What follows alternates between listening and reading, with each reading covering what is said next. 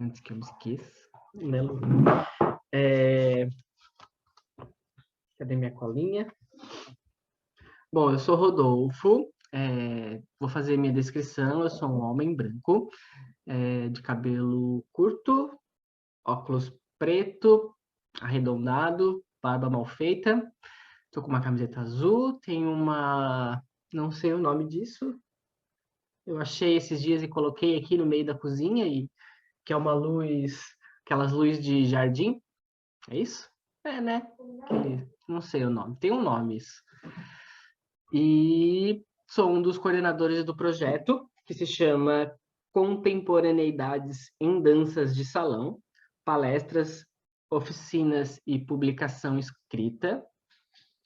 É um projeto que foi aprovado pela Lei Aldir Blanc, que é uma lei de emergência cultural aqui do estado de Santa Catarina. Na verdade, ela tem no Brasil todo, né? Mas o nosso... Deixa eu escrever ali. Mas o nosso projeto é pelo estado de Santa Catarina, pela Fundação Catarinense de Cultura e pelo governo do estado de Santa Catarina. Esse é o nome do projeto, e ele tem a ver com a publicação de um livro e com a apresentação dos capítulos desse livro através de palestras, oficinas, mesas, com as autoras e os autores que toparam escrever. Ele é um projeto emergencial que teve um prazo bem curto para ser feito, não tinha um tempo hábil para a publicação de um livro, então a gente se aproximou de pessoas que já eram próximas e que a gente conhecia, que já tinham pesquisas em andamento, e resolveu publicar, né, Lu? O Luiz Gabriel também é coordenador do projeto, ele é o proponente do projeto, na verdade, e um dos organizadores, né? E vai estar aqui comigo hoje na mesa, e a gente vai estar recebendo a Jocélia e a Tatiana, que vão se apresentar também daqui a pouquinho e falar um pouco do trabalho delas, do capítulo delas e do que mais elas quiserem. Bom, esqueci de falar alguma coisa do projeto. É isso, depois olhem, tem os apoiadores ali, as pessoas envolvidas. A gente tem um apoio bem legal do SEAD e da FAED, que são dois centros da UDESC, que conseguiram essas mulheres maravilhosas para traduzir em Libras para a gente durante, e uma delas está aqui, que é a Karen, e a Stephanie deve estar chegando daqui a pouquinho. É isso, Lu, não sei se tu quer completar alguma coisa, senão eu passo para as meninas. Tá. Tati, Jô, sejam bem-vindas, muito obrigada por toparem, tanto a escrita quanto essa nossa conversa, e é isso, eu passo para vocês. Bom dia! Eu estou com a vozinha um pouquinho rouca. Vou começar me audiodescrevendo, né? Eu sou Jocélia Freire, estou falando aqui de Salvador, Bahia. Sou uma mulher afro-indígena, estou tentando me entender nesse lugar, dessa mistura brasileira, nordestina. Aos poucos vou descobrindo um pouco mais sobre a minha família, e ainda não tenho muitas certezas, mas pelas poucas conversas que tive com alguns parentes, meus avós, ultimamente tentando buscar conhecer um pouco mais da minha origem, porque a história é longa e nem sempre eu tive acesso às pessoas que poderiam me contar um pouco mais sobre ela. Então, eu venho tentando entender quem sou eu nesse lugar, né? Então, hoje eu entendo que na minha ancestralidade tem tanto povos indígenas como povos de matriz africana, então está uma loucura na minha cabeça ainda para me entender. Então, eu tenho tentado trazer essa ideia de uma mulher afro-indígena, né? Brasileira, nordestina. Nasci no Ceará, mas moro na Bahia desde muito pequena. Estou usando óculos de armação preta, um óculos de grau. Estou sentada, usando uma blusa preta que tem o nome Dance, Dance, Dance várias vezes cinza. Estou com um brinco bem pequenininho, douradinho. O cabelo amarrado com coque, usando um relógio preto. Uma parede atrás de mim, branca, com um nicho, né? Uma prateleirazinha com alguns livros, e tem uma porta de madeira também atrás de mim. E estou aqui hoje para estar dividindo esse momento com Tati, com as pessoas que aqui estão, para estar falando um pouco sobre as nossas pesquisas, que nos trouxeram até aqui, né, as inquietações enquanto mulheres que são atuantes profissionais nesse ambiente das danças de salão, né? Então, o quanto tudo que a gente vivencia nesses espaços nos inquietaram, nos inquieta, nos incomodou, nos incomoda e nos fez chegar até aqui através das discussões e das pesquisas que a gente vem desenvolvendo. Então, eu vou começar trazendo um pouco da pesquisa que eu desenvolvi no mestrado. Eu sou formada em dança pela UFBA, também fiz a graduação em Educação Física e fiz uma especialização em Educação Física e um mestrado em dança pelo Programa de Pós-Graduação Profissional em Dança. Então, meu mestrado foi um mestrado profissional. Aqui na UFBA, na Universidade Federal da Bahia, na Escola de Dança, a gente tem o mestrado acadêmico e o mestrado profissional. O mestrado profissional, ele tem um formato diferente de entrega de documento final, né? O nosso documento final, ele é produzido, ele é organizado com 3 partes. Vou dividir assim, que eu acho que é a forma mais interessante das pessoas entenderem. Uma das partes desse documento é o memorial, onde a gente faz todas as relações das nossas pesquisas com cada disciplina que nós participamos durante os componentes curriculares, né, que compõem o mestrado. Então, tudo que a gente vivencia nesses componentes curriculares, a gente precisa criar relação com a nossa pesquisa, além de tudo que a gente vai participando, desenvolvendo, escrevendo, faz parte desse memorial. O segundo seria o que chamam de produto técnico-tecnológico, que seria as produções desses profissionais que estão no mestrado profissional, seja montagem de espetáculo, seja produção de um livro, ou de um sumário, ou de uma sistematização de uma técnica através de uma escrita, ou seja, produções de eventos, que foi o que eu fiz, porque quando eu estava entrando no processo de produção desse material, né, do que eu iria desenvolver como produto técnico tecnológico, veio a pandemia. Então, em parceria com o 2 em 1, que é um grupo que eu faço parte junto com a Alice George, nós desenvolvemos alguns eventos, né, propondo discussões acerca das danças de salão. Então, nós tivemos algumas lives que nós propusemos a estar discutindo, né, a contemporaneidade na dança de salão, esse pensamento contemporâneo, se nós estamos atentos e atentas e atentes às mudanças, ao que vem acontecendo socialmente, como isso vem reverberando nas danças de salão. Então, a gente teve como participação nas nossas conversas, nos nossos diálogos, vários profissionais e profissionais das danças de salão que estão pesquisando, produzindo, que estão dialogando com essas questões, e fizemos alguns webinários em parceria com a própria UFBA, né, e alguns encontros para desenvolver aulas pensando nos procedimentos técnicos. E esses eventos, eles estão todos disponíveis no canal do YouTube do Grupo 2 em 1, quem quiser acessar. Então, a gente tem mais ou menos uns 4 eventos, e eles também se tornaram um compilado dentro desse produto, dentro desse material final do mestrado. Então, no material, quando você acessa através do repositório UFBA, você encontra todos os banners, todos os links, todas as escritas explicando o que foi cada mesa, o que foi cada evento. E, além disso, os artigos que nós precisamos escrever durante o processo do mestrado. E eu estou trazendo hoje, como recorte, o último artigo que eu escrevi.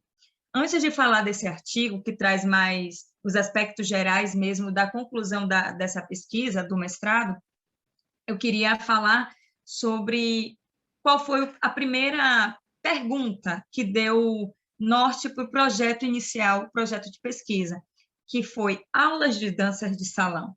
São espaços de manutenção ou superação do machismo e da heteronormatividade. Então, essa foi a pergunta inicial para começar a desenvolver a pesquisa, né? Foi a pergunta norte do projeto de pesquisa. E o objeto seria a relação entre as aulas de dança de salão e as questões de machismo e heteronormatividade nesses ambientes. E o pressuposto que a gente eu e minha orientadora, né, eu já trouxe para ela, imaginando que é recorrente a utilização de um formato tradicional e tecnicista de ensino, que desconsidera questões críticas relacionadas à sociedade, sendo a ação dos profissionais e das profissionais determinante para a reprodução de um status quo, que é o que já está aí, é o que está colocado, e que não há uma mudança significativa se não houver uma mudança também nas ações pedagógicas das pessoas que estão atuando nesse ambiente. Então, esse foi o início do projeto, e a partir disso começou todos esses eventos que eu desenvolvi com 2 em 1, e eu chego ao artigo final, que foi, em questões de gênero e normatividade, quantos passos avançamos no salão? Então, esse é o título do artigo, ele está disponível na pós-revista do Programa de Pós-Graduação em Artes da EBA, da Universidade Federal de Minas Gerais, quem quiser acessar, ou podem também me solicitar que eu envio. E nesse artigo, o objetivo dele foi identificar os aspectos presentes nas aulas de dança de salão, que funcionam como mecanismos para a manutenção do seu formato tradicional, que afirma discursos, atitudes machistas e heteronormativas. Para desenvolver esse artigo, eu apliquei 3 questionários. O primeiro, para todas as pessoas que atuam em dança de salão, que estivessem atuando profissionalmente em Salvador pelo menos há 5 anos, e que fossem pessoas que fizessem realmente ações de difusão, de propagação, de eventos, escolas, então pessoas atuantes de fato nas danças de salão aqui em Salvador. No segundo questionário, nós aplicamos apenas para professoras que se identificam como mulheres, né? Independente de ser mulher cis ou trans mulheres. Então, a gente trouxe esse questionário para essas profissionais. No terceiro questionário, nós aplicamos para pessoas que praticam, que frequentam esse ambiente enquanto alunas, alunos e alunes. Então, a gente teve alguns resultados e eu vou trazer para vocês agora quais foram alguns resultados que esses questionários nos trouxeram e que estão, né, sendo discutido e colocado no artigo 3, né, que é esse artigo que está disponível nessa revista. No primeiro questionário, que foi aplicado para todas as pessoas que atuam, né, há 5 anos, no mínimo, na época, né, em 2020, em dança de salão aqui em Salvador, nós consideramos, as respostas que nós tivemos indicava que as pessoas que não existia função determinada por gênero. Então, 64% das pessoas que responderam disseram que não existia função nas danças de salão, nas aulas delas, determinada por gênero. No entanto, quando as perguntas eram abertas, havia uma contradição, uma divergência com essa resposta que dizia que não existe função estabelecida para quem atua nas minhas aulas em dança de salão, não existe função. Porém, nas questões abertas, havia indicação de direcionamentos muito marcado e designado por gênero socialmente construído, com a ideia de que mulher executa isso, homem executa aquilo. Mulheres são conduzidas e homens são condutores. Então, nas respostas abertas, esses indicativos eram muito fortes. Então, aparecia muito nitidamente que existia sim uma função. Então, a resposta fechada não era compatível com o que a gente entendeu de respostas abertas desses profissionais. No questionário 2, que foi para professoras mulheres, uma das primeiras coisas que me inquietou e me incomodou muito foi que homens responderam. Professores homens responderam, mesmo o questionário indicando que era para mulheres. E isso estava tanto na descrição do questionário, quanto quando eu enviei. Quando eu enviei esse questionário, eu enviei para professoras. Então, provavelmente, os parceiros tiveram acesso e se sentiram no direito de responder por elas. As perguntas eram muito diretas, eram todas no artigo feminino direcionado para mulheres, né? E mesmo assim eu obtive respostas masculinas sobre. Engraçado é que a maioria das mulheres disseram que seus parceiros não apresentam atitudes machistas. 86% disseram que não. Que não, eles não são machistas, não há atitude machistas. Porém, mais uma vez, nas respostas abertas, as indicações de machismo, né, de preconceito com o aspecto profissional, com desconfiança, com desqualificação, Então, muitas mulheres iam indicando que na sua atuação em sala de aula havia um descrédito. Então, ela não era vista como alguém que poderia assumir aquele lugar de fato e responder determinadas perguntas, até mesmo por parte de alunas e alunos que se dirigiam, na maior parte das vezes, com questionamentos para os professores. Então, e também sem levar em consideração coisas mínimas, como sempre ele é o que indica, é o que decide, é o que direciona o que será tratado em aula. E, às vezes, eles consideravam isso nas suas respostas como se fosse algo relacionado ao tempo de carreira, como se ele tivesse mais condições pelo período, mesmo se a profissional tivesse a mesma formação que ele. Inclusive, eu passei por isso, atuando em sala de aula, com um profissional que tinha tanto a licenciatura como eu, e mesmo assim existia o entendimento das pessoas que participavam da aula de que ele era a pessoa responsável pela aula. Então, enquanto experiência, eu também pude perceber que não era algo que acontecia apenas comigo. Mesmo tendo a formação em dança, sendo licenciada, quando eu estava atuando, dependendo do profissional que eu atuasse, muitas pessoas acreditavam que ele era o responsável pela aula, mesmo se eu tivesse uma atitude muito ativa, que eu sempre tive uma atitude muito ativa em sala de aula. No entanto, já passei por situações de alunas e alunos falarem, não, peraí, vou perguntar a tal pessoa para saber se isso realmente é dessa forma. E isso foi indicado nas respostas dessas profissionais. Então, elas indicam que realmente existe uma desconfiança, sobre sua capacidade, além dos papéis determinados também, as concepções patriarcais dentro de sala de aula muito bem estabelecidas. E no questionário 3, que foi aplicado para os alunos, alunas e alunos, uma coisa muito interessante, colabora para a gente entender por que esse ambiente ele ainda é um ambiente heteronormativo. 93% das pessoas que responderam esse questionário indicaram que se identificam como pessoas heterossexuais.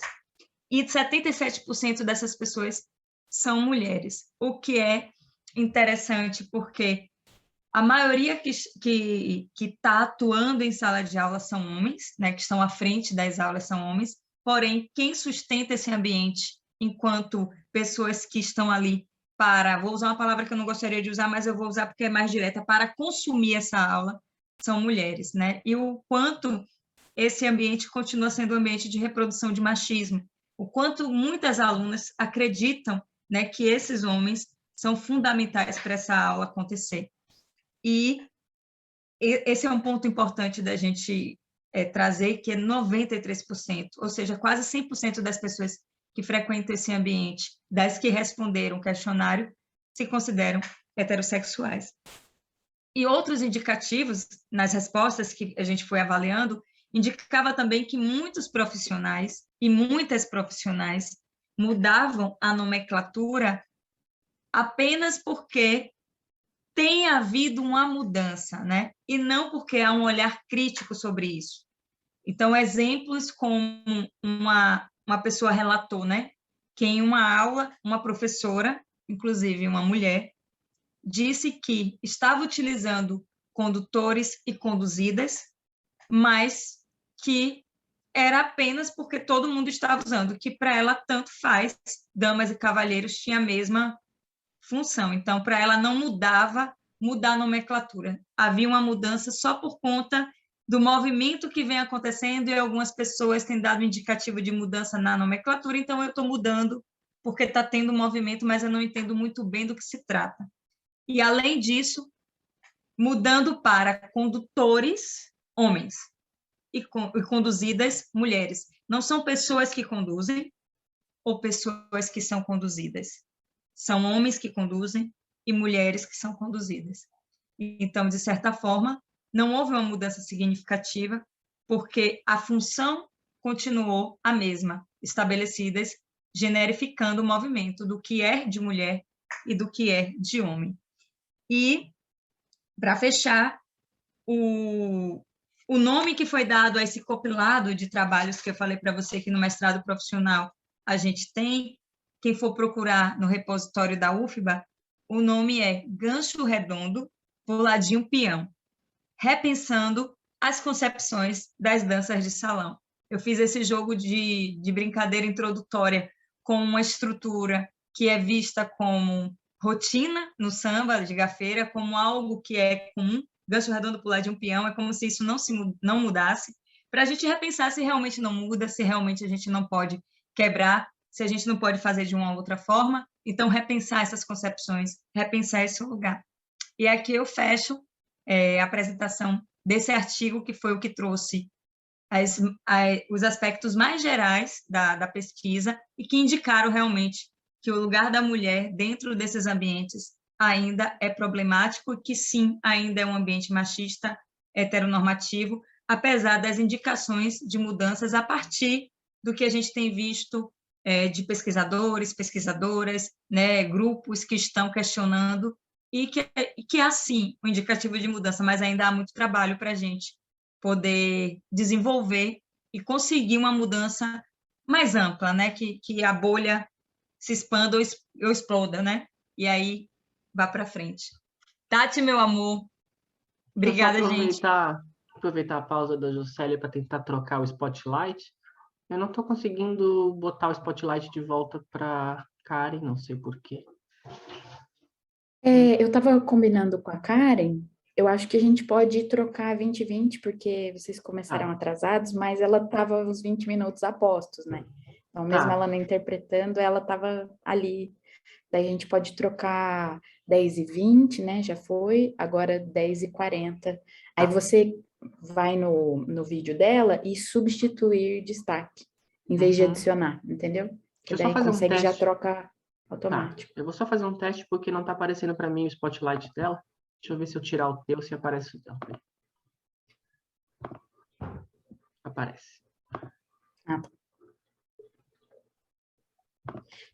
Se você, se não for ter apresentação de PowerPoint, se não for ter gerenciamento de outra coisa, só dos intérpretes, e você quiser ceder o anfitrião e a gente controla, acho que é mais fácil. Pode Senão ser. tem que parar, avisar no chat. É que o co-host não está aparecendo para mim, mas eu posso botar o anfitrião. Não dá porque senão vai a gravação.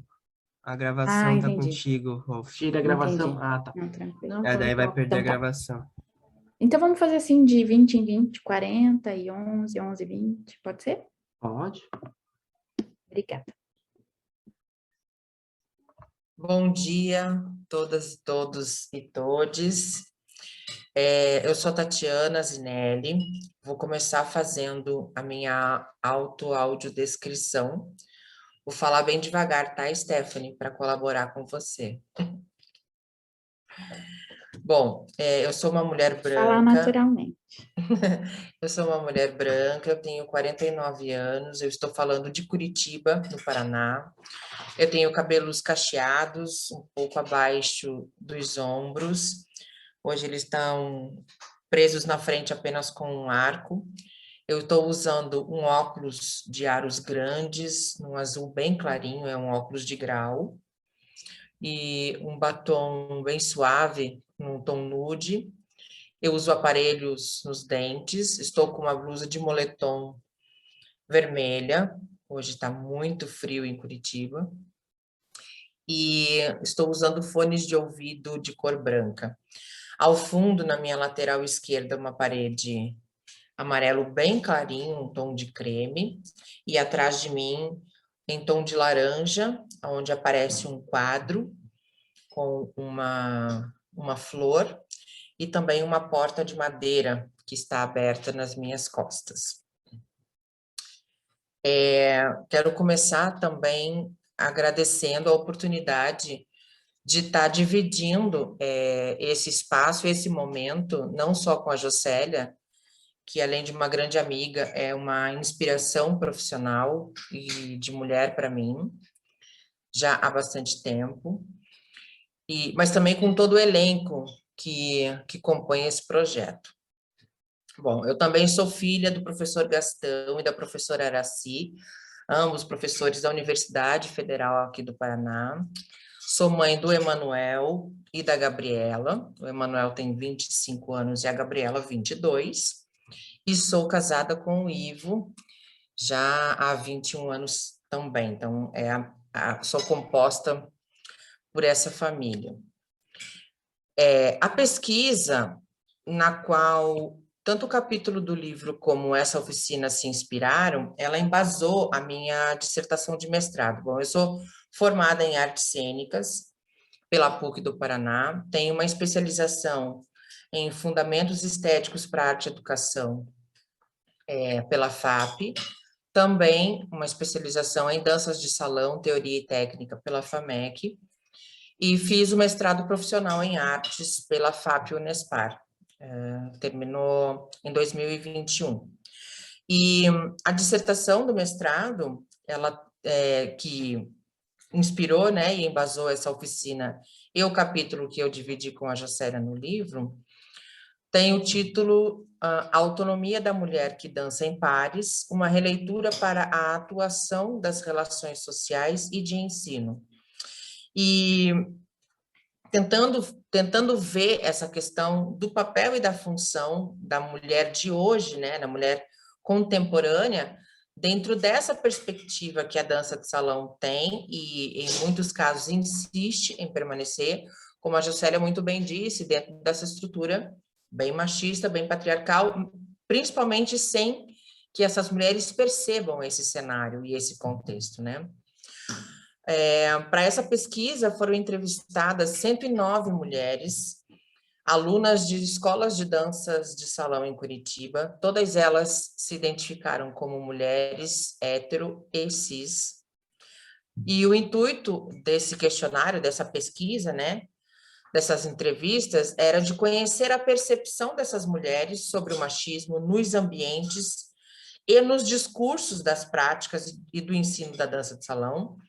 Da mesma forma que eu queria saber o que elas pensam sobre essa temática do machismo dentro das estruturas e dos ambientes das danças de salão. Levando em consideração que as mulheres exercem um papel fundamental na sociedade contemporânea, com muito mais representatividade, conquistas e reconhecimento do que há muitos anos atrás, e embora a gente saiba que ainda está muito distante do ideal, né? É inegável que o ensino da dança de salão, de modo geral, ainda atua sobre o efeito da história tradicional e muito apoiado nos conceitos machistas da sociedade patriarcal.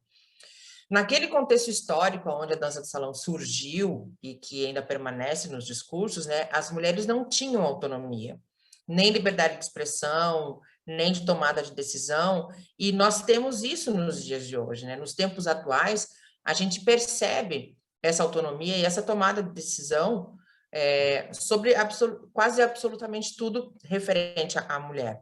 Então, se a dança de salão ainda se a dança de salão se vê e se diz como arte, e os seus e as suas profissionais se colocam como artistas, por que a gente não está refletindo, né, nas nossas atividades a sociedade contemporânea que discute e que gera transformações referentes às questões de gênero, as questões raciais e as questões de classes sociais? Se a gente se diz e se coloca como artista, e se a gente insiste na ideia que a dança de salão é arte, e a arte tem uma função de existir, e uma delas é refletir a sociedade no momento em que ela acontece, alguma coisa aí está fora do lugar, porque a gente não está na profundidade da discussão aonde a sociedade hoje se encontra, referente não só a mulher, né, mas questões raciais e de classe social. Então, para levantar essa problemática, eu trouxe algumas questões direcionadoras que foram colocadas como ponto de partida, né? Eu coloquei aqui três perguntas direcionadoras. Como professoras e professores de danças de salão estão desenvolvendo nas suas aulas no que diz respeito ao ensino-aprendizagem das mulheres que praticam essa atividade? Como essas mulheres percebem ou sentem as questões referentes ao machismo que ainda permeiam essa linguagem? E como essas mulheres identificam e compreendem autonomia a partir das práticas das danças em pares? O levantamento de dados foi feito a partir de um questionário online que constavam perguntas Foram 54 perguntas, e dentre elas, coisas como o que elas entendem por autonomia, o que seria a autonomia da mulher nas danças em pares, se elas percebem estratégias de ensino que contemplam a autonomia das mulheres, se as aulas que praticam ainda oferecem exercícios que favoreçam as tomadas de decisão apenas a partir dos homens, o que elas acham dos termos damas e cavalheiros, o que elas pensam sobre compartilhamento de proposta, que algumas pessoas chamam de condução compartilhada, e se elas já fizeram alguma aula com um formato diferente de um professor homem e uma professora mulher, por exemplo, e o que elas pensam sobre esse formato, né? Se poderiam ser 2 homens, se poderiam ser 2 mulheres dando aula, e não apenas um homem e uma mulher, né? Um professor e uma professora. E como conclusão, foi atestado, dentro dessa perspectiva dessas alunas entrevistadas, que a maioria delas não percebe ou não se incomoda com as questões machistas na estrutura de ensino e das práticas das danças de salão. Ainda hoje, mesmo diante de tantas mudanças no papel desempenhado por mulheres, no desenvolvimento e no ensino da dança de salão, os métodos tradicionais de ensino-aprendizagem seguem apresentando estratégias de ensino pensadas e aplicadas a partir da figura do condutor, que é quem tem as tomadas de decisão, quase sempre exercida por homens. Então, os movimentos, as contagens, os deslocamentos, o desenvolvimento da dança como um todo, o repertório, sempre a partir da perspectiva de quem conduz. Sempre a partir da perspectiva do cavalheiro, automaticamente a aula é pensada a partir da perspectiva do homem. Ainda hoje, mesmo com toda a profundidade de discussão que a gente está tendo, pelo menos fora da dança de salão, né? Então, as aulas são pensadas para homens, pois são eles que tradicionalmente têm a tomada de decisão. Isso faz com que o aprendizado do homem seja priorizado, porque depende dele ser bom, depende dele ter o domínio, depende dele saber conduzir, depende dele ter um bom repertório para que a dança possa acontecer. Então, não todas, mas muitas dessas mulheres que foram entrevistadas não sugerem mudanças e preferem que nada mude. Nem os métodos e nem os termos usados, como, por exemplo, damas e cavalheiros. Mais de 70% delas gostam e fazem comentários como, por exemplo, chamar de dama e de cavalheiro impõe respeito. O que me assusta muito, né? Porque a gente está falando, como assim? Respeito, se chamar pelo nome, né? Se chama, sei lá, de qualquer outra coisa, aonde faltaria o respeito, aonde abre brecha para a gente não priorizar o respeito, aonde que um termo determina se eu sou uma pessoa que mereço ser respeitada ou não, né? Dentro do meu ambiente de trabalho ou no meu lazer, ou seja lá aonde for. Então, é um pouco assustador, assim, de ver que na profundidade, talvez não exista ainda essa discussão. Eu também entrevistei 20 professoras, mulheres de danças de salão. Eu fiz questão de entrevistá-las sozinhas para não ter aquele problema como a Jocélia teve, né? Da interferência dos seus parceiros. Embora das 20, apenas 2 têm parceiros, as outras 18 todas trabalham sozinhas, dão aula sozinhas, sem um parceiro homem. E a gente percebe que no discurso e no pensamento dessas professoras, não, a gente está falando sobre isso, eu trabalho sobre isso, eu resgato essa questão, eu falo isso com as minhas alunas, ok, ótimo. Mas quando a gente vai falar com as alunas, não está chegando nelas, ou não está atravessando da forma como essas profissionais pensavam que poderia estar. Então, a transformação talvez não esteja acontecendo do jeito que elas imaginavam, né, que estaria acontecendo. E acompanhando os resultados da pesquisa da Jocélia e conversando sobre os nossos processos, a gente percebeu que as questões não são regionais, né? Eu estou aqui no sul do país, ela está lá no Nordeste, mas a estrutura das danças de salão, ela acontece dessa forma como um todo. É possível identificar algumas mudanças e também um pouco de vontade de fazer diferente, mas romper com o movimento massivo do ensino tradicional e os discursos de manutenção dessas estruturas machistas, patriarcais, binárias e heteronormativas ainda vai levar um tempo. Só que nós estamos aqui para mostrar que nós não estamos sozinhas e sozinhos nessa jornada, e que é possível e que vale a pena a gente continuar trabalhando para fazer diferença, para que daqui a algum tempo, nas próximas pesquisas e nos próximos trabalhos, a gente já perceba mudanças mais significativas, discursos mais potentes sobre a transformação que a gente está fazendo. E não é na dança de salão, mas nas pessoas que exercitam, nas pessoas que praticam. Como é que a dança de salão pode ser uma atividade de mudança do indivíduo se a gente continua fazendo a manutenção dos mesmos discursos, das mesmas coisas e colocando as pessoas sempre nas mesmas condições e funções, em especial as mulheres, sem falar, né, que se a gente fosse aprofundar um pouco mais, as mulheres negras, que aí é muito mais profundo, muito mais problemático e com certeza merece e precisa de um olhar muito mais carinhoso.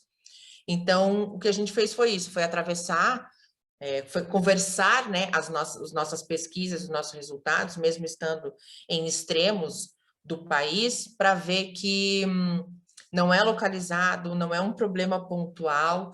Talvez ali no Sudeste, Rio e São Paulo, a discussão esteja já num outro lugar, e a gente espera que sim, mas não dá para a gente ficar confortável e servir de consolo que aquele núcleo ali que sempre foi aonde tudo aconteceu, possa ser o dispositivo para dizer que mudou, que está tudo bem, que agora a gente segue em frente. Não, não está.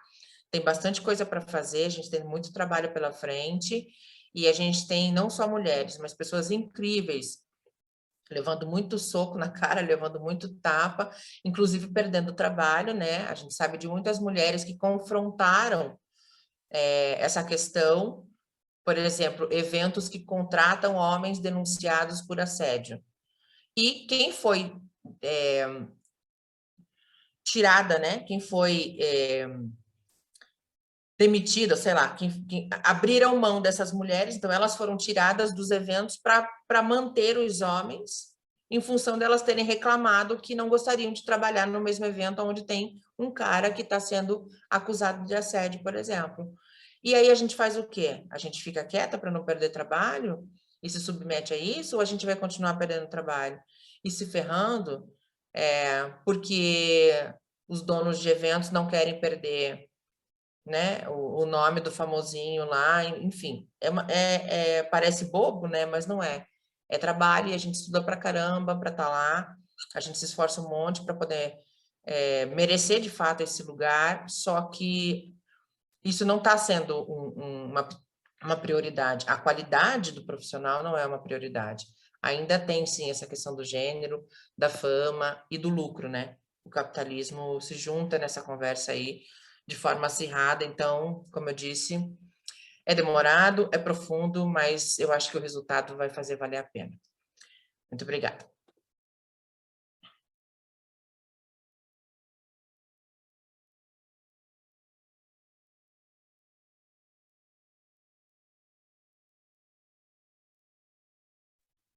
Não sei se o pessoal quer fazer alguma pergunta, alguma coisa, né, sobre as nossas pesquisas, ou, enfim, a gente está aqui aberta para dividir com vocês aí o que for preciso.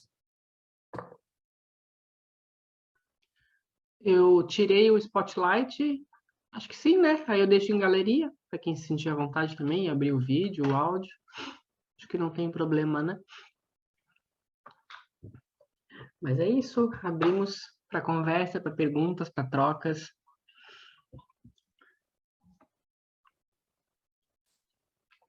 Vocês estavam falando, eu fiquei lembrando um pouco do meu processo de aula, assim, né? Acho que antes da pandemia eu ainda dava aula, depois com a pandemia eu parei. E agora eu voltei com outras coisas, mas nunca mais dei aula, né, de dança de salão. e nem sei se, né?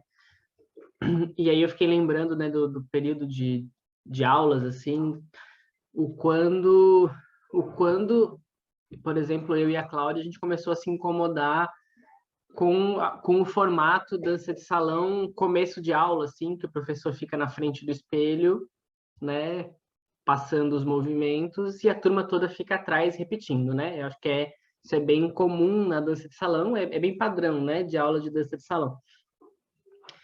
E aí teve uma época ali por 2014, 2015 que a gente começou a se questionar, assim, né? Acho que o primeiro questionamento foi, tinha uma mulher que trabalhava com a gente, que era uma fisioterapeuta, Catarina Cortez, e aí ela começou a questionar a gente por que a gente usava espelho, né, dentro da aula de dança de salão. E aí, enfim, as questões dela era sobre justamente o espelho causar um efeito não necessariamente bom para aqueles corpos dançando, porque meio que tu projeta uma imagem lá para fora e tu começa a se corrigir só quando tu vê aquela imagem lá fora. E, enfim, né, ela começou a questionar um pouco dessa relação tu contigo mesmo, sempre baseado num reflexo no espelho, né? E a aula de dança de salão acontece isso muito, tá? E aí eu lembro que nessa época a gente começou a notar que todos os movimentos que a gente passava no espelho eram os movimentos do cavaleiro, né? Do homem, a grande maioria. Salvo algumas poucas exceções quando parava para fazer alguma coisa, cabeça, não sei. Mas o passo básico, aonde começa, vai para o X, tal, tal, tal. As principais estruturas eram, né? E não era inconsciente. Conscientemente, a gente realmente achava que se a gente desse conta de ensinar ali o que o cavaleiro tivesse que fazer, as meninas iam atrás e iam dar certo, né? E eu lembro que na época a gente começou a tentar dividir, fazer os aquecimentos metade para um lado, metade para o outro, usar mais assim, tal, tal, tal. E algumas coisas foram, né? Ou invertendo mesmo, né? E aí eu lembro que foram vindo coisas do tipo, por exemplo, trocar, né? Tipo, por exemplo, se eu começo sempre com a direita, fazer com a esquerda também. E aí a gente foi complexificando da maneira que deu, assim, né? Então, continuou o espelho, mas não fazia de frente para o espelho.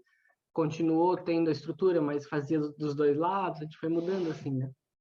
Mas é bem comum, assim, né? É bem comum o ensino ser em cima do passo do cavaleiro, né?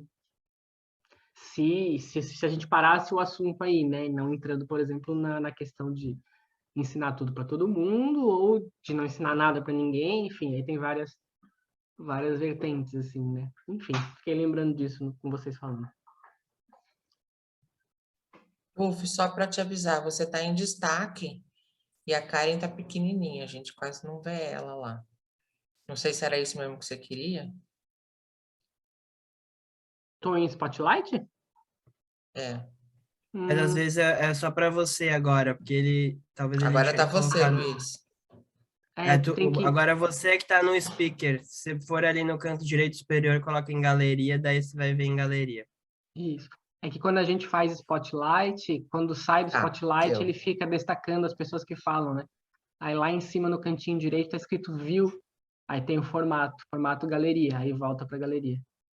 Já deu. Muito obrigada.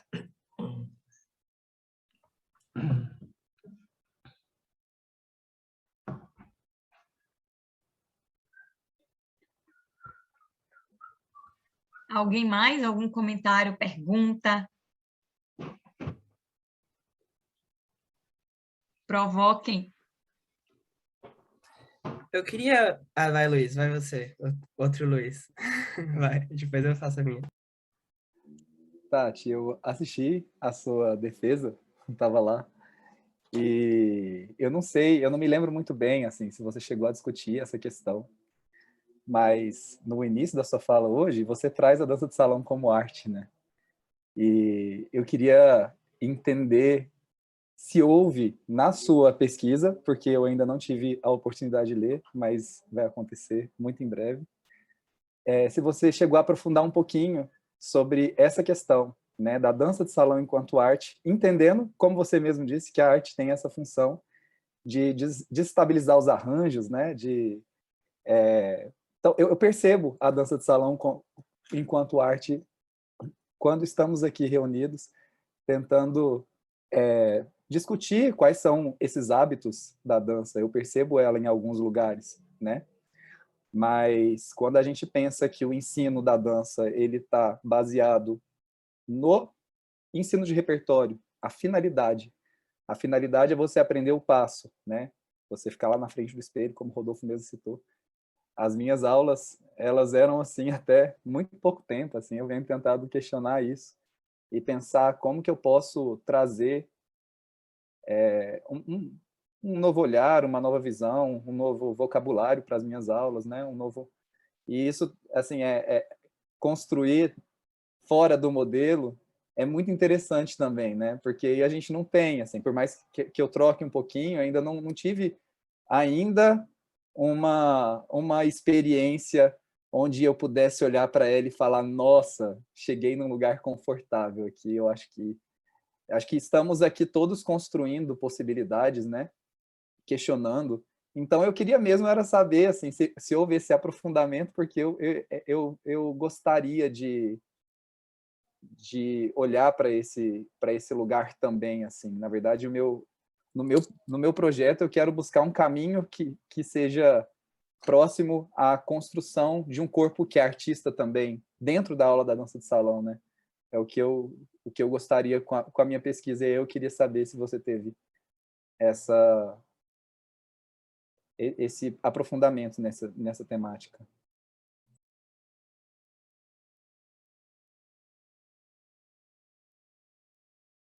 Tá do mudo, Tati. Aí, deu agora? Eu queria agradecer muito a pergunta, porque ela é muito provocativa e eu já estou aqui salivando. Enquanto você falava, eu já estava querendo... esse é um assunto que me atravessa muito, Luiz. Como eu sou formada em artes cênicas, eu fiz teatro desde pequena, desde os 11 anos de idade. Eu fui conhecer a dança de salão, eu já estava dentro da faculdade de teatro. E eu achava que a dança era só uma extensão daquilo que eu já fazia como arte. Eu achava que estudar a dança de salão eu só ia ampliar a minha perspectiva daquilo que eu já estudava com muita profundidade dentro da faculdade de teatro. E totalmente encantada com aquela coisa da dança, eu fui totalmente para a dança de salão, abandonei o teatro e mantive acesa em mim a sensação de que eu ainda era artista. Porque eu não sei nem, eu não saberia nem se eu saberia fazer outra coisa que não fosse isso. E só que eu comecei a dança não dando aula, eu comecei a dança dançando, indo para o palco, participando de apresentação, participando de evento. Então, a sensação de estar fazendo arte era muito presente, né? Quando eu comecei a estudar para ser professora de dança, que veio muito depois, a sensação de estar fazendo arte permaneceu. Quando eu comecei a estudar, quando eu fui fazer, por exemplo, a minha primeira pós-graduação, que era em arte e educação, eu entendi que docência e fazer arte são coisas diferentes. Elas podem estar presentes na mesma pessoa, mas são formações, são capacitações diferentes. Eu posso ser uma excelente professora e não ser uma boa bailarina. E vice-versa. Então, assim, quando eu coloquei hoje na minha fala, eu tentei ser sutil, e aí você provocou, e agora o dragão saiu da caverna, porque quem diz que a dança de salão é necessariamente arte não sou eu. São as pessoas que fazem dança de salão, porque eu não concordo. Eu acho que ela pode ser, mas eu não acho que ela tem que ser. E aí, quando eu falo que a arte transcende, que a arte... ela persevera, que ela resiste. É só ver o que a gente está tomando de a gente artista está tomando de pancada, né? Com todo tipo de corte, enfim, de agressão. E eu vejo professores de danças de salão defendendo esse governo, eu tenho certeza absoluta que eles não têm a menor noção do que é ser artista. Eles não têm a menor perspectiva do que é arte tem como função de existir. Porque não tem como, é inconcebível, é incompatível defender o que esse governo está fazendo com a cultura e dizer que é artista. Não dá, desculpa, não entra na minha cabeça, eu preciso de ajuda para conseguir entender. E aí, quando você me pergunta se teve esse aprofundamento, teve, porque a dissertação, ela surgiu dentro da pesquisa do mestrado em artes, não era um mestrado em dança. Então, o mestrado eu fiz, era todo mundo na mesma turma, o pessoal do teatro, das artes plásticas, das artes visuais, da dança, do cinema, da música, e eu me senti, como da dança de salão, aquela que está lá no fim da fila, aquela que se troca no banheiro. Pelo nível da discussão, pelo grau de engajamento político, a perspectiva de leitura de mundo e, principalmente, o que é ser um artista docente. Porque eu me sentia só professora, há muito tempo eu não me sentia mais artista, com tudo que eu estava vendo e acontecendo com a dança de salão. E o mestrado, ele reacendeu isso em mim, de entender o papel da arte, a função que ela tem de existir e o que a gente, como artista, tem obrigação de fazer. Não é ensinar a dançar. Esse é é um brinde, tá? É um bônus. Você aprende a ser mais gente, você aprende a ser indivíduo, você aprende a ter empatia, você aprende a ter convivência com o grupo e ainda te ensina a dançar. Entendeu? Não tem como a gente se dizer artista docente se você não atravessar essa pessoa de alguma forma. E a dança de salão não cumpre esse papel necessariamente. Quando eu estou dando aula de dança, eu estou produzindo arte? Não, gente. A pessoa que procura aula de dança de salão quer ser artista? Ela quer ir para o baile, ser feliz, quer se dar bem no casamento, na formatura de não sei de quem, né? Não necessariamente a gente está formando pessoas que vão produzir arte. E eu, quando eu estou ensinando um passo de dança, porque não é toda a dança que... A dança não é arte por si só. Eu penso assim, tá? Agora, a arte não precisa estar na dança, no teatro, na pintura, ela pode estar em outras atividades nossas também, ela pode estar em outros tipos de produção também. O que eu estou fazendo com essa ferramenta?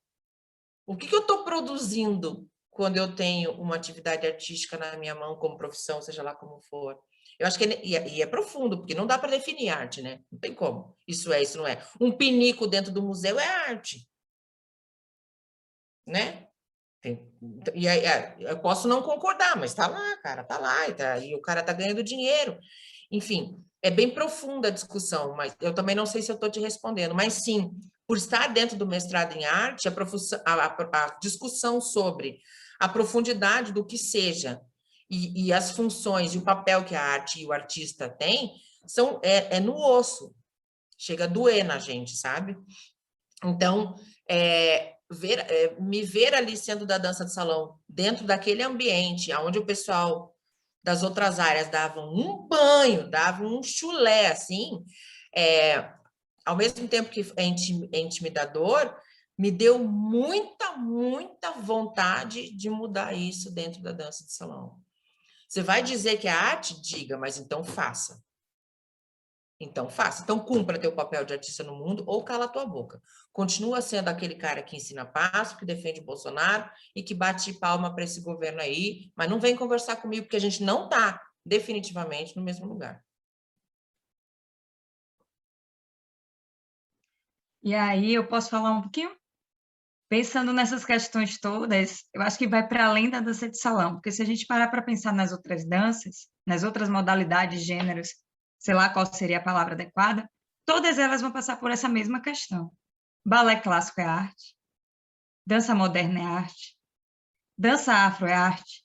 Então, assim, se a gente parar para trazer a mesma questão para as outras técnicas, a gente também vai ter questionamento, porque muitas pessoas fazem aulas de danças, todas essas, da mesma forma que as pessoas fazem aulas de dança de salão, apenas reproduzindo passo, apenas indo para a aula para movimentar, né? Talvez no final do ano, uma apresentação de escola, e aí é arte, né? Ou o que seria de fato é utilizar essa matéria-prima para uma outra perspectiva, como o Casa 4 faz, e aí sim é arte. Então, eu acho que é o que a gente faz com o que a gente tem, né? Talvez o pinico lá no museu. O que esse cara está querendo dizer, né? Esqueci até o nome dele agora, eu levo sempre essa imagem para os meus alunos. Eu falei, isso aqui é arte? Professora, isso aqui, no museu, o que é que esse cara está querendo dizer com isso? O que é que ele provocou? Uma mulher deitada com várias coisas ao redor dela, e ela quase foi morta. Esqueci o nome dela agora. É com M, que ela fez uma performance, e as pessoas machucaram o corpo dela. E aí, né, tipo, então assim, essa questão da arte é bem complexa. Eu acho que tem muito a ver com o que a gente faz com essa matéria-prima que a gente tem, seja ela dança de salão, seja ela dança moderna, seja ela balé clássico, seja ela, né? Seja ela nenhuma dessas técnicas. Não sei se vocês já assistiram Gaga, o Amor pela Dança.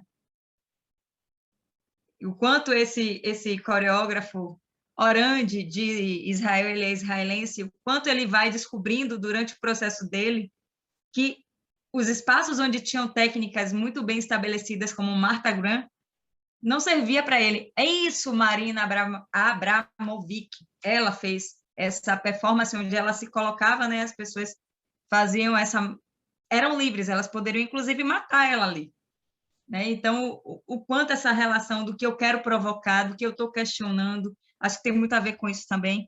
E voltando para esse filme documentário, o quanto ele vai descobrindo que ele não quer estar em determinados lugares, e aí tem uma frase muito interessante dele no filme, que quando ele falou isso, eu acho que eu estou nessa aqui, na mesma vibe que ele, nesse momento, eu não vou saber exatamente a frase, mas foi no sentido de, agora eu descobri qual a dança que eu não quero para mim. Quando ele vai para a companhia de Marta, quando ele vai para a companhia de um outro cara muito famoso nos Estados Unidos, e ele começa a perceber que aquela dança ali não é a dança que ele quer fazer, sabe? Não é a dança que representa toda a necessidade que ele tem para poder expressar, através da dança, nos seus espetáculos, o que ele sente sobre a sociedade.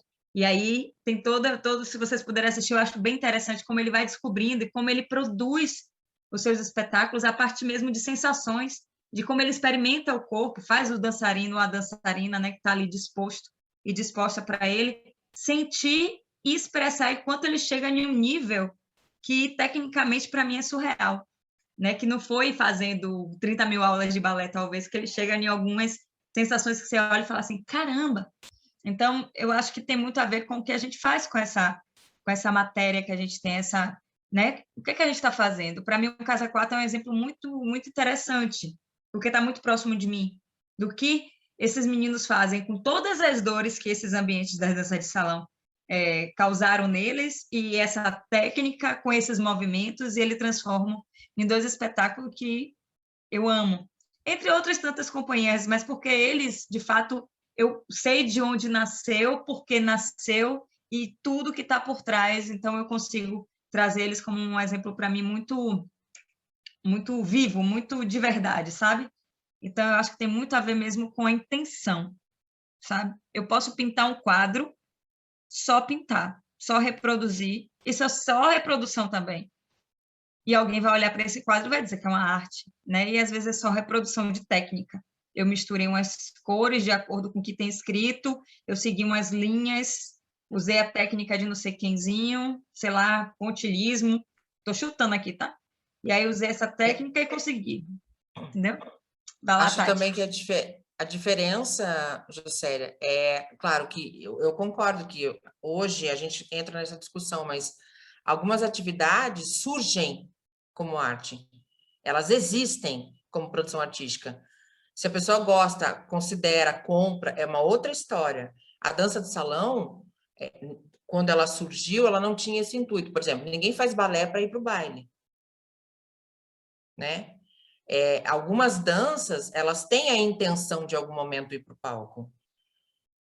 Eu não tô dizendo que é só isso, né? Mas pensar nesse lugar também. Há quanto tempo faz que a dança de salão começou a ir para palco? Que a gente fala dança de salão cênica ou não sei o que, né? Começa até a mudar os nomes. Porque, sim, a gente não pode simplesmente pegar o que está dentro do baile e botar no palco e dizer que só isso já faz dela uma questão... Pode dizer, mas eu estou dizendo assim, será que é simples assim? Né? E será que eu estar pintando um quadro, uma criança pega um papel, uma tinta e faz lá um desenho, e a mãe coloca numa moldura e põe na parede, não é arte? Só porque foi uma criança que não tinha intenção de ser? Entende? Não é simples assim, mas existe a questão de como surgiu, o que veio fazer, para que serve, é terapêutico, sei lá, enfim. A discussão ela é muito profunda, ela não pode ficar na superfície, e não é o professor de dança de salão que decide o que é o que não é arte, só porque ele acha. Você quer ser artista, seja, cara, mas, porra, vai estudar, entendeu? Vai ter propriedade, que não é saber fazer 200 passos, é entender a função que você tem na porra do mundo. Engraçado, Tati, que eu estava lembrando que eu tive uma reunião com a minha orientadora, né? Estou fazendo doutorado em dança aqui na UFBA, a Amélia Conrado, e teve uma coisa, você falou sobre o balé, teve uma coisa engraçada que eu não sabia, ela trouxe para mim, ela falou, Jocélia, eu viajando, em uma dessas viagens pesquisando, eu acessei um livro, acho que foi na França, que era sobre dança tal, e tinha lá os relatos de que o próprio balé clássico não nasce dentro dessa construção que a gente entende, que muitas pessoas já dançavam popularmente e em comunidades, movimentos muito parecidos, e que provavelmente alguém, né, deve ter pego algumas das estruturas e transformados para o palco, como a valsa também. Né? Ela também tem alguns indicativos que vêm do popular. Então, querendo ou não, se a gente para pensar desde a origem de tudo foi muito popular em algum momento, sabe? Nada nasceu diretamente construído para ser arte, ou para ser acadêmico, ou para o palco, porque o movimento nasce antes do palco, sabe? A vontade de desenhar, talvez, também, né? A gente tem todas essas pinturas que estão desenhadas em paredes por aí pelo mundo que a gente nem tem noção de quem fez. Então, e aí, como é que a gente faz para considerar? É uma questão muito ampliada, né? Assim, que a gente pode ficar aqui horas conversando sobre esse aspecto e que é bem complexo. E aí tem uma pergunta que a Alisson lançou aqui no chat, que é bem provocadora. E se a gente pensar que o salão também é um palco? E aí, Luiz também traz outra provocação. Precisamos ter palco para ser arte? Então, assim, são questões que a gente precisa, né, pensar para além de tantas outras coisas. É muito complexo, né? A gente não vai ter resposta, de fato, concreta. Mas a gente sabe que a maioria das pessoas que estão reproduzindo passos em sala de aula são pessoas que não tiveram a chance de, talvez, ou tiveram e não se atentaram que seria importante, ou não consideraram que seria importante, de participar de discussões como essa aqui. Ou então de perceber que, poxa, eu estou atuando em uma área que existe uma formação e eu vou buscar. Como não existe legalização, como não existe um controle, como não existe fiscalização, acaba tendo pessoas dando aula porque estão a fim de dar aula e percebe que ali é um lugar de ganhar um dinheiro extra e ali ficam. A gente sabe que tem muita gente que não vai buscar nada, que só pega um movimento na internet e reproduz na aula. Isso aí é o que muito acontece. Eu tomo sustos. Por exemplo, uma pessoa fez aula uma vez comigo, daqui a pouco eu descubro que a pessoa está dando aula particular. Então, como eu vou exigir que essa pessoa entenda se ela não entende nem o que ela está fazendo? Porque é um lugar muito complicado nesse sentido, né? A gente não tem como analisar todas as pessoas que estão dando aula. Tem pessoas que provavelmente nem completaram o ensino médio, não tem nenhuma visão crítica social e que vai, né, seguindo a boiada, sem pensar e só reproduz mesmo. Estão ali reproduzindo o movimento. Mas é muito amplo. Tem Camila e Rodolfo com a mão levantada. Vou ficar quieta.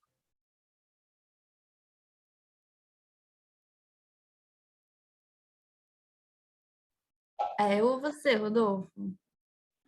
Pode ir, Cami, que aí depois eu já vou fechando, porque a gente tem mais uns 10 minutinhos só. Pronto. Gente, eu acabei de chegar, né? Tipo, cheguei atrasada e quero sentar na janelinha e falar. Mas é porque eu fico muito empolgada, assim, tipo, tá num espaço que tá discutindo dança de salão é uma coisa que me realiza muito, assim, que me faz muita falta, né? Acho que a gente sabe, assim. Então, enfim, vou aproveitar a oportunidade para dialogar mesmo. Eu tô cheia de questões, assim, desde que eu cheguei, vocês estão falando, eu tô ficando assim, ó, gente. E aí, agora, acho que eu vou de trás para frente, assim. A Jocélia estava nesse final começando a questionar, né, que nem essa coisa da história do balé, das paradas todas, e eu fiquei pensando, igual aquela história do ovo e da galinha, né? Quem nasceu primeiro, o ovo ou a galinha? Aí eu fiquei, quem que nasceu primeiro, o museu ou a arte? Quem nasceu primeiro, o palco ou a arte? O palco ou a dança? E essas perguntas aqui que estão no chat, tipo, Será que precisa de palco? Será que precisa de quê? E aí é isso, a gente volta para a questão, o que é arte, né?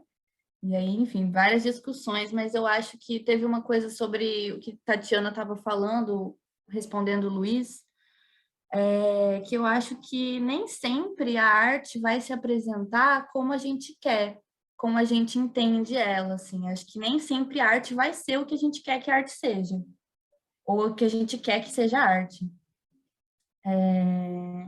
Então, eu fiquei me perguntando coisas tipo, será que tem como a gente fazer arte sem saber que está fazendo arte? Eu acho que sim.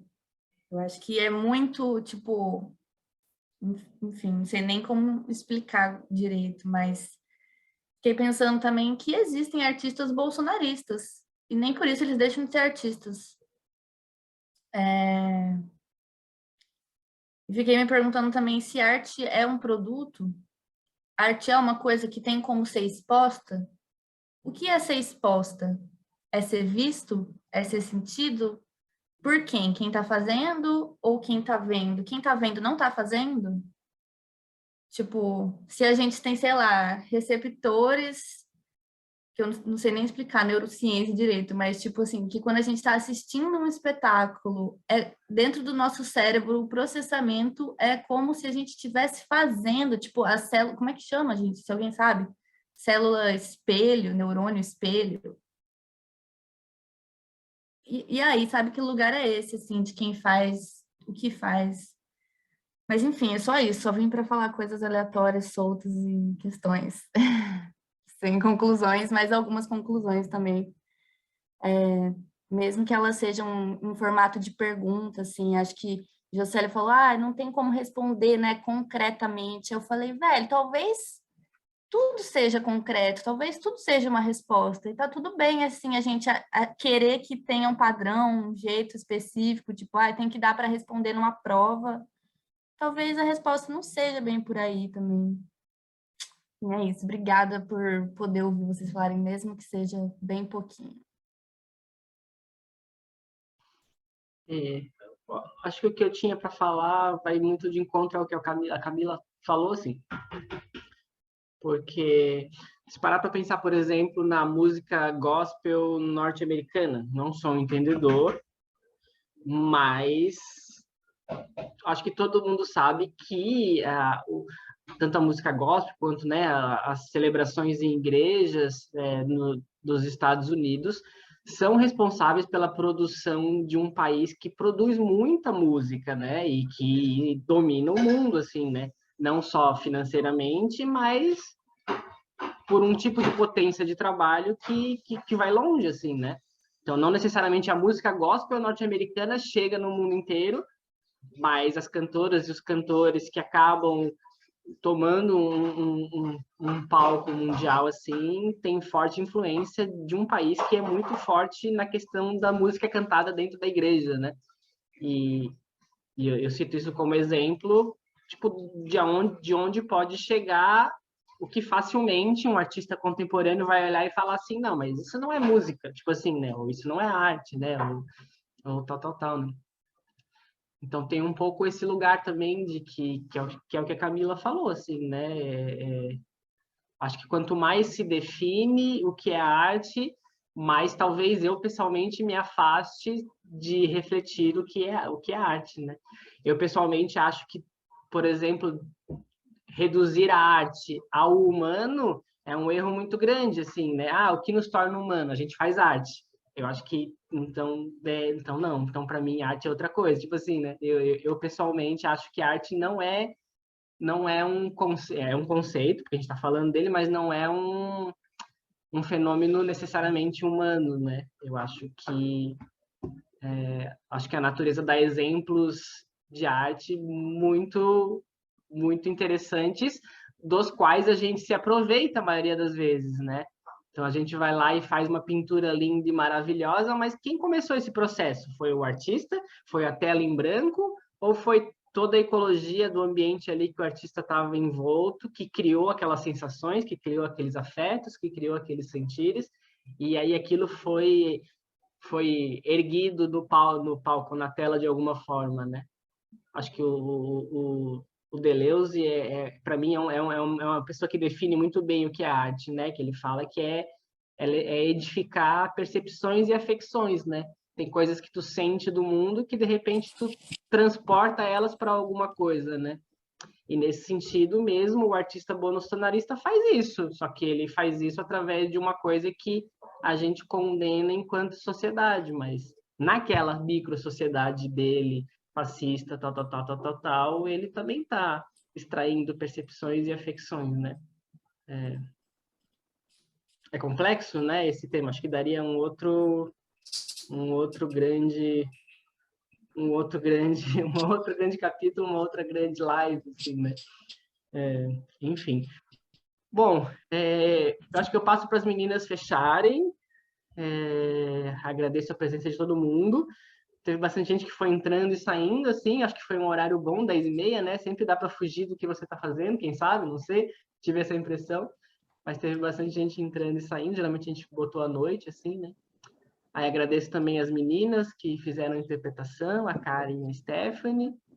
Hoje à noite tem mais uma live, que é às 5 horas da tarde, Lu? Isso, às 5 da tarde, com a Dois Rumos, Companhia de Dança, e o capítulo deles. É a Paola hoje. Desculpa, a Paola Vasconcelos, e o capítulo dela. Amanhã à noite, 2. Tá. E é isso, Tati e Jô, querem dar um cheiro? Gente, rapidão. Antes de vocês finalizarem, eu esqueci de compartilhar uma coisa que a Tatiana falou, que eu queria só, jogar. Eu faço graduação em dança na UFBA, né? E aí eu lembro que no meu primeiro semestre de aula eu estava no componente estudo dos processos criativos, e aí a professora estava perguntando, coisas que eram arte, não sei o quê, e eu falei, dança de salão. E aí ela virou para mim e falou, ué, mas dança de salão é arte? A professora da graduação em dança da primeira universidade, do primeiro curso de dança criado no país, me lançou essa. Fiquei revoltada, mas enfim. Não, temos que fazer esse evento, certeza, gente. Vamos manter contato e organizar esse próximo evento, que é uma discussão muito rica. Porque, por exemplo, né, eu concordo muito com o que a Tati trouxe, mas, por exemplo, se pensar enquanto disciplina de conhecimento humano, estética, né? Tem um professor que ele fala assim, o que é estética? Estética é tu botar um muro na frente da pessoa e ela tem que lidar com aquele muro. Então, de repente, ela tinha um caminho, agora ela tem um muro, ela tem que lidar com aquele muro. Então, ele fala assim, estética é tu edificar coisas que te ajudam a perceber e sentir o mundo de outra forma. Então, isso seria uma produção estética, né?